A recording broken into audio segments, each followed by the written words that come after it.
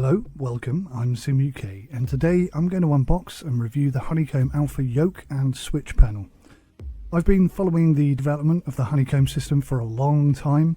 I think I was pretty much one of the first people to promote it on YouTube, and despite their PR company emailing me to ask me if I was interested in reviewing the Honeycomb Yoke, every email I sent back in return has been ignored. So I eventually bought this last week. Now, I will be putting together a full review as soon as possible, but I would like to ask you if there are any questions that you want answering. Just let me know in the comment section below and I'll be sure to include those in my full review as soon as I can. Part of the reason why I was hoping that I would be sent a device to review is that it means I can be a little bit rougher with it and really see how well it holds up. Having paid for this myself, despite their aerospace grade internal components and 5-year warranty, I am not confident with doing that. I paid £230 for this and I bought it on Amazon. It arrived in a Honeycomb branded cardboard box, and this is the inner box. If the packaging is anything to go by, then this is looking premium already. Inside we have the base plate, and I know that they spent a lot of time working on this one thing, and to be honest, it does look pretty cool. There's like a peel-off suction pad underneath and some clips in order to secure the yoke with the clamps that are included in the box. I've got to say, it's pretty tough. It's almost got no flex in it at all, even though it looks like it probably would flex. So you may know that I've been testing my own old Cytec Cessna replica GA flight rig for a couple of weeks now, and the whole time that I've been doing it, in the back of my mind I have been contemplating whether or not to upgrade to the Honeycomb Alpha Yoke and switch panel. The fact that it promotes fittings for existing Cytec panel gear certainly helped to convince me to buy it. Now, I've seen lots of reviews on this device and the vast majority have been very positive.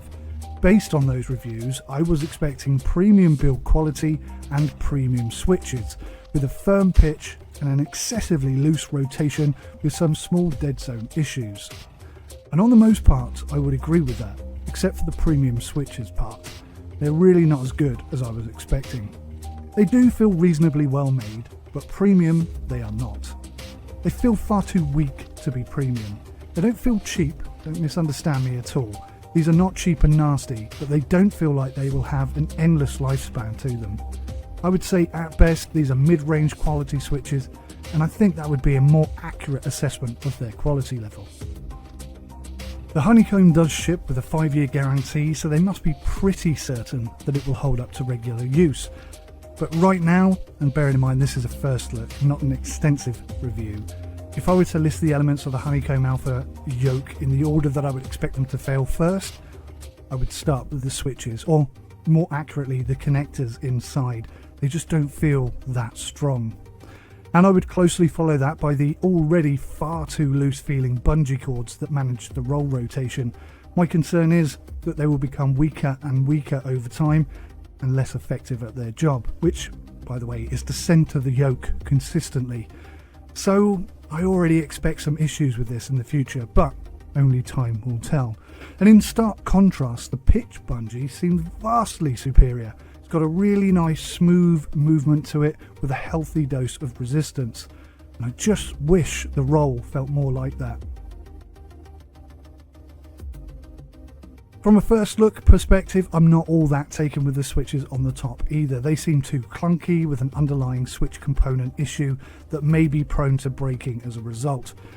So far, the design itself, I am pretty impressed. The dual switches here, which are implemented in real aircraft as a failsafe, it's a great inclusion, one which encouraged X-Plane 11 to add that functionality to the game. I'm wondering whether Microsoft Flight Simulator 20 has gone that far as well. So everything about the design and the finish really does feel premium. Even the packaging it arrived in has a very premium feel to it. But the actual system itself, it's just slightly less impressive right now. Not bad, it's just more middle of the road than I was expecting. But then that is what this device is priced as. It's the same price almost as a Cytec Cessna ProFlight Yoke. And yeah, it feels a little bit better than that, but not vastly better, which is kind of what I was hoping for. So guys, once more, just to remind you, if you have any questions you want to ask about the Honeycomb Yoke, the way it works, the way it's connected, I am actually in talks with the Willstand Pro guys who are looking to provide support for all of the Honeycomb devices. So hopefully I'm going to get hold of some of that and preview it and give you some feedback on that and let you know how well it all works together. But if there are any questions you want to ask, please do feel free to leave those questions in the comments below. I will read them and I will add them to my full review, which should be out in, say, a week or two when I've had enough time to really play with this device and sort of make my mind up on how well it fits into my current system. Thank you so much for watching. Take care. Until next time. Goodbye.